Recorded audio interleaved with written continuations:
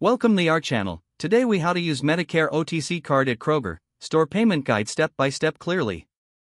To use your Medicare OTC card at Kroger, begin by gathering your OTC card and items you wish to purchase.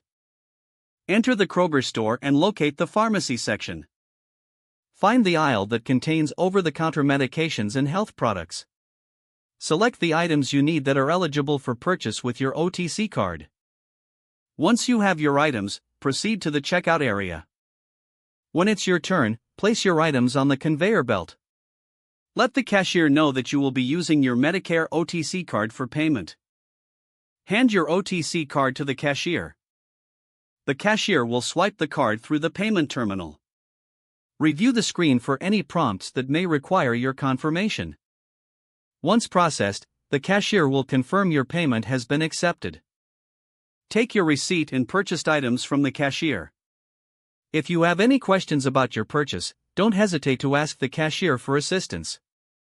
You're now ready to enjoy your items purchased with your Medicare OTC card. If the page does not load, refresh the browser or try again in a private or incognito window. Make sure you are using the correct email address, then retype it carefully to avoid small typos. If your password is not accepted, use the reset option and create a new strong password you can remember. Check your spam folder for verification or security emails, then complete any requested confirmation steps.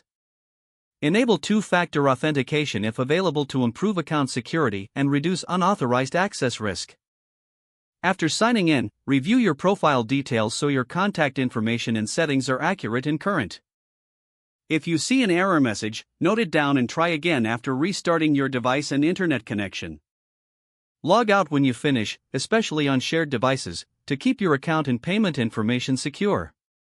If the page does not load, refresh the browser or try again in a private or incognito window.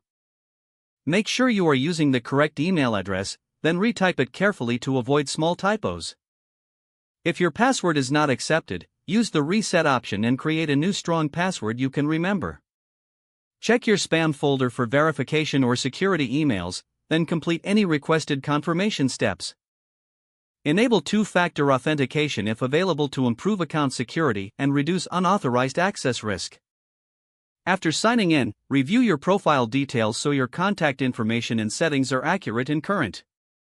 Don't forget to like this video and subscribe to our channel for more step-by-step tech guides.